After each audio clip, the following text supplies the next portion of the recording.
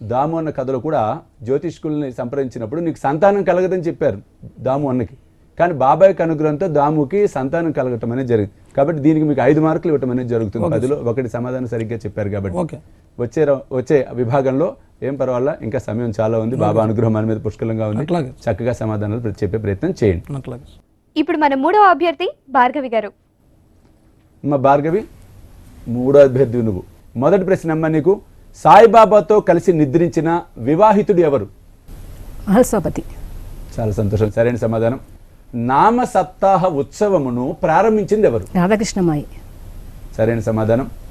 ఏ హారతి సమయంలో మద్రాసు మహిళకు సాయిబాబా రాముడిలాగా దర్శనమిచ్చాడు? మధ్యాహ్న హారతి. సరైన సమాధానం. తర్వాత ప్రశ్న, మొక్కును మరచినటువంటి తల్లి ఎవరు? శ్యామ తల్లి. చాలా చక్కగా చెప్పావమ్మా. తర్వాత ప్రశ్న, సాయిబాబా చేసి చూపించినటువంటి 2 యోగ సాధనలు ఏమిటి? ఖండయోగము, ధౌతి. చాలా సంతోషం, చాలా సరిగ్గా చెప్పావు. చిట్ట చివరి ప్రశ్న, సాయికి ఏ 2 కూరగాయలను సమర్పించారు? హటే చిక్కుడుకాయలు,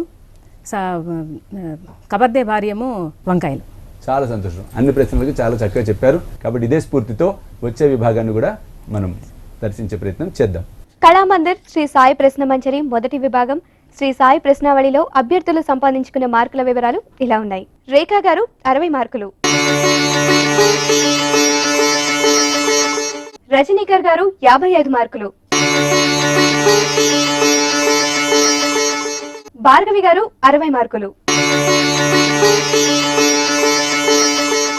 కళామందిర్ శ్రీ సాయి ప్రశ్న మంజరిలో ఇప్పుడు ఒక చిన్న విరామం.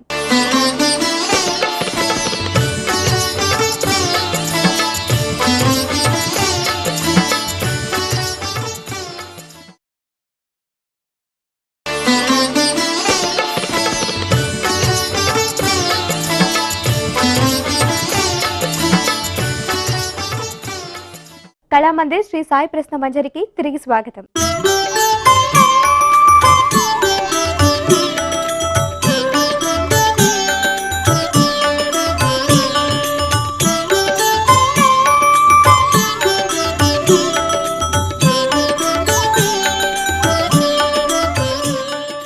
కళామందిర్ శ్రీ సాయి ప్రశ్న మంజరిలో 2వ విభాగం శ్రీ సాయి తత్వ దర్శనం.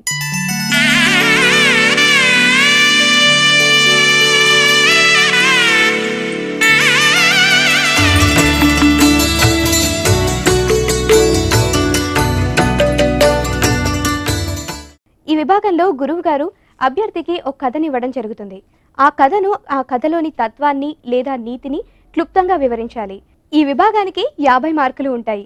అభ్యర్థి ఇచ్చిన వివరణ ప్రకారం గురువు గారు మార్కులు వేయడం జరుగుతుంది. మన మొదటి అభ్యర్థి రేఖా గారితో ఈ విభాగాన్ని ప్రారంభిద్దాం.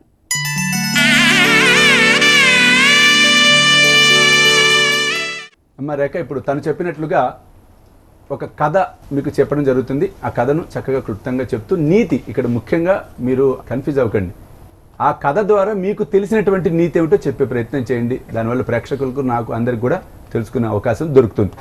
నీకు చెప్తున్నటువంటి కథ శ్యామ విష్ణు సహస్రనామ పారాయణం కథ. ఆ కథ ఏమిటి, కథలోని తత్వం ఏమిటో చెప్పే ప్రయత్నం చేయమ్మా. రామదాసి భక్తుడు ఒకరు విష్ణు సహస్రనామం రోజు చదువుతుంటారు. బాబా విష్ణు సహస్రనామం అనే పుస్తకాన్ని శ్యామకు పారాయణ చెప్పాలని తలిచి ఈ లీల చేస్తారన్నమాట. ఒకరోజు శ్యామాని పిలిచి, రామదాసిని పిలిచి కడుపు నొప్పిగా ఉంది, శ్రవణమ్మకి ఇది తెమ్మని చెప్పి పంపించి ఆ బుక్కుని తీసి శ్యామకి ఇస్తారు. శ్యామ, నాకు సంస్కృతం రాదంటే, చదువు ఇది చాలా విలువైనది, ఫలప్రదమైనది, ఇది చదివితే నా హృదయం చాలా ఇదిగా కొట్టుకున్నప్పుడు కూడా నాకు మేలు జరిగింది అని చదవమంటారు. అప్పుడు రామదాసి వచ్చి కోపం చేసుకుంటారనమాట, నా పుస్తకాన్ని ఇచ్చేశారని. అప్పుడు బాబా అంటారు, రోజు నువ్వు విష్ణు సహస్రనామం చదివినా కానీ నీకు ఇంకా మనసులోని ఇది పోలేదు, అంటే మనము నీకు బాగా అది కంఠోపాఠంగా వచ్చు కాబట్టి ఆ పుస్తకాన్ని శ్యామకి ఇచ్చిన వల్ల నీకేమి నిరుపయోగం లేదు కదా. అంటే ముఖ్యంగా ఈ కథలో నీతిని మీరు చెప్పలేకపోయారు సార్. నిర్ణీత సమయంలో గురువు అనుగ్రహం దొరికితే దేన్నైనా మనం సాధించవచ్చు అని చెప్పి ఈ కథ ద్వారా మనకు 2 విధాలుగా తత్వాన్ని మనం తెలుసుకోవచ్చు. ఏం పర్లేదమ్మా, చక్కగా చెప్పారు. తర్వాత అభ్యర్థి ఎవరు మనం చూద్దాం. మన 2వ అభ్యర్థి రజనీకర్ గారు. రజనీకర్ గారు శ్రీ సాయి ప్రశ్న మంజరిలో మనం 2వ విభాగమైనటువంటి శ్రీ సాయి తత్వ దర్శనం ఇందులో మీకు అందిస్తున్నటువంటి కథ చక్కగా కథను క్లుప్తంగా చెప్తూ తత్వాన్ని కూడా చెప్పే ప్రయత్నం చేయండి. అనంతరావు పాటంకర్ కథ. ఆ కథ ఏమిటి? కథ వల్ల మనం ఏం తెలుసుకుంటున్నాం? అనంతరావు పాటంకర్ ఒకసారి బాబా వద్దకి వచ్చినప్పుడు బాబా 900 గుర్రపు లడ్డు 900 గుర్రపు లడ్డుని పోగు చేసేవా లేదా అంటారు. ఆ విషయం మీద అతనికి అవగాహన లేనప్పుడు దాంట్లో సందేహం వచ్చి అనంతరావు పాటంకర్ దాదా కేల్కర్తో అన్నప్పుడు దాదా కేల్కర్ కూడా ఏంటంటే క్లుప్తంగా ఏంటంటే నాకు బాబా చెప్పినటువంటి 900 గుర్రపు లడ్డు గురించి నాకు తెలియదు, కానీ మొట్టమొదటిగా 900 నవయుధ భక్తుల్లో క్లుప్తంగా చెప్పున్నారు కాబట్టి దాంట్లో ఏంటంటే ప్రేమాస్పదమైనటువంటి భక్తి అనేది చాలా ఇంపార్టెంట్. భక్తి లేకపోతే మనం ఏది కూడా చేయలేడానికి కుదరదు. భక్తి లేనిచో జపము తపము ధ్యానము అనేవి